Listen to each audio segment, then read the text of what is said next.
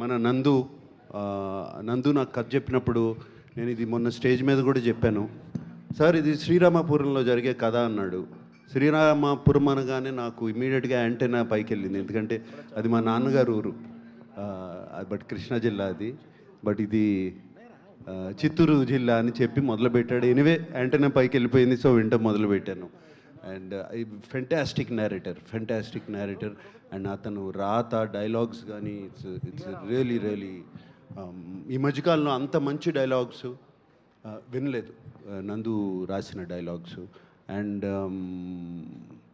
అఖిల్ని వాళ్ళ శ్రీరామపురం కూడా తీసుకెళ్ళినప్పుడు చాలా సెంటిమెంట్గా ఫీల్ అయ్యాను. నేను మొన్న కొన్ని వీడియోలు అవన్నీ చూశాను, వాళ్ళ అమ్మగారు భోజనం పెట్టడం అఖిల్కి, ఇవన్నీ I felt very good. And మీ అమ్మగారి పేరు మురళి కదా, మురళి గారికి థ్యాంక్ యూ. నాన్నగారి పేరు తెలియదు, దేవరాజుల గారికి థ్యాంక్ యూ అండి. అఖిల్ని మీ బిడ్డలాగా చూసుకున్నారు మీ ఊర్లో. Thank you very much. Akhil.